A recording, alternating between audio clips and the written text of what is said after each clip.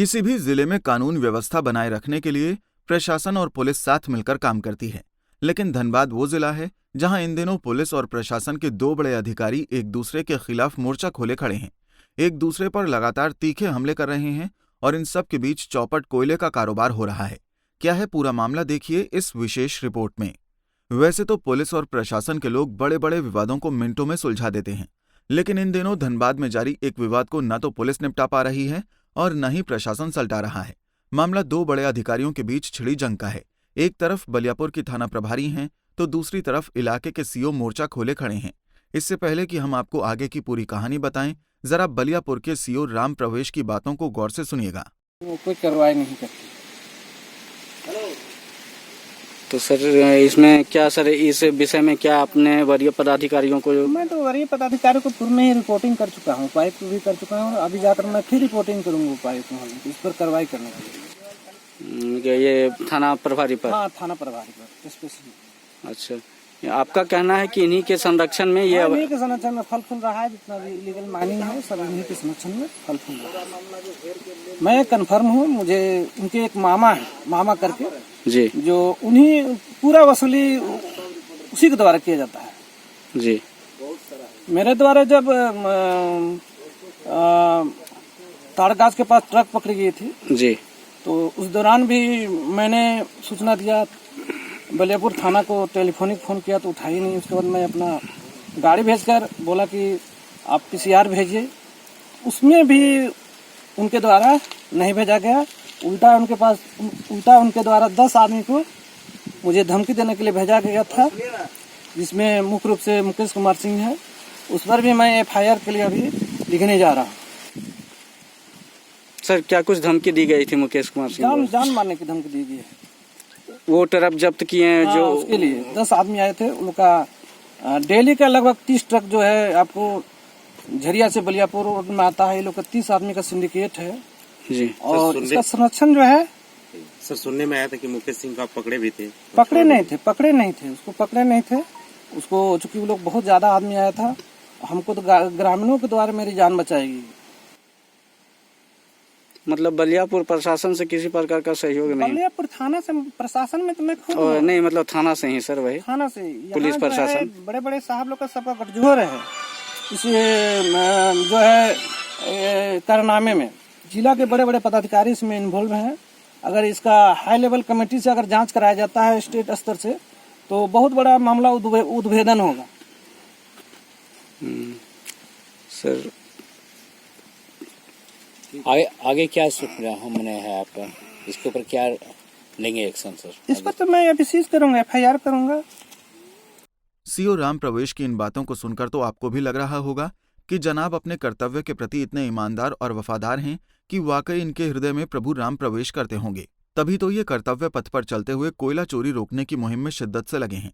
लेकिन जरा ठहरिए, इससे पहले कि आप सीओ साहब की बातों पर ईमानदारी का ठप्पा लगाएं, जरा महिला थानेदार के इस बयान को भी सुन लीजिए।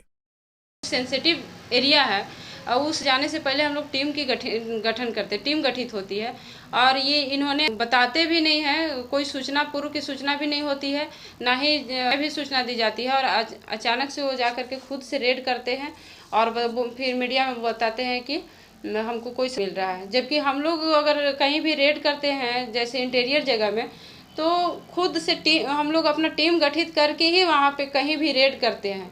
क्योंकि बहुत हमारे पूर्व में भी यहाँ पे कुछ जगह ऐसा है जहाँ पे पुलिस पे भी पथराव किया गया है।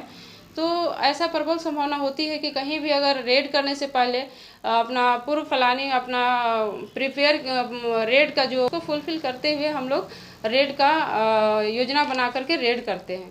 तो सीओ साहब से मेरा यही रिक्वेस्ट होगी कि सीओ साहब जब जाएं, अगर हमको सूचना दे दी जाती है तो मेरे पास अगर पर्याप्त फोर्स नहीं होगी तो हम सीनियर से अपना अनुरोध करके फोर्स को मंगा करके उनको अवश्य ये सहयोग प्रदान किया जाएगा। जाहिर है थानेदार श्वेता कुमारी की बातों को सुनकर आपको भी ये लग रहा होगा कि आपका सारा काम छोड़कर सीओ साहब कोयले के ट्रकों के पीछे भला क्यों भाग रहे हैं, वो भी अपनी जान को खतरे में डालकर। तो अब आपको इलाके के एक मशहूर कोयला कारोबारी से मुखातिब कराते हैं। इनकी बातों को सुनकर आप सारा माजरा खुद ही समझ जाएंगे। हरीश गर्ग पेशे से कोयला कारोबारी हैं। आरोप है कि सीओ राम प्रवेश ने अपने ओहदे और ताकत का खौफ दिखाकर इनसे 10 लाख रुपए की रंगदारी मांगी। पैसे नहीं मिलने पर फैक्ट्री पर ताला लगा दिया। जो जानकारी जो वो लोग बोल रहे हैं वही हमको भी है, हमारे सामने भी उन्होंने भी वही लोग बोला। उन्होंने तो सबके बीच में इस तरह की बात की है। पैसे की जो बात है वो सबके बीच में ही उन्होंने बोला है। ये नहीं है कि किसी व्यक्तिगत आदमी को बोला है या कोई पर्सनल हमको कोई कमरे में बोला है, ऐसी कोई बात नहीं है। सबके बीच में ही बोला कि अपने मालिक को बोलो। अब उसमें जो बात उनको मालूम है वही बात हमको भी मालूम है। तो क्या आप आगे की क्या रणनीति है, क्या वरीय अधिकारी से मिलकर? देखिए, वरीय अधिकारी के साथ ये है, मेरा सर इतना ही कहना है कि प्लांट चालू कोई भी बंद कोई भी करा सकता है। टैक्स रेवेन्यू डिपार्टमेंट भी करा सकता है, कोर्ट भी करा सकता है, पुलिस भी करा सकती है, डीसी साहब भी करा सकते हैं, एसपी साहब भी करा सकते हैं, थाना भी करा सकता है, अंचल अधिकारी भी करा सकता है, डीएमओ भी करा सकता है, फैक्ट्री इंस्पेक्टर भी करा सकता है, डीटीओ भी करा सकता है। बंद कराने का सबको अधिकार है सर। चालू सिर्फ मालिक ही कर सकता है, सिर्फ इंडस्ट्रिस्ट ही कर सकता है। और अगर मेरे साथ ये घटना एक दिन और चली तो हम कल प्लांट को बंद कर देंगे। जब तक चालू है तभी तक सारा बवाल मेरे सर पर है। तब तक 12 साल बंद था और 12 साल बंद रह जाएगा। भूखे तो तब हम तब भी नहीं मरे थे सर, अब भी नहीं मरेंगे।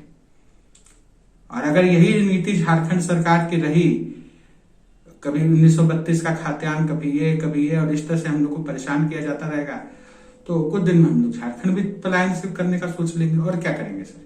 तो देखा आपने, कोयला चोरी का आरोप लगाकर मीडिया के कैमरे पर सीओ पुलिस विभाग पर सवाल उठा रहे थे। जनाब थानेदार से लेकर डीएसपी और एसएसपी तक की भूमिका को कटघरे में खड़ा कर रहे थे।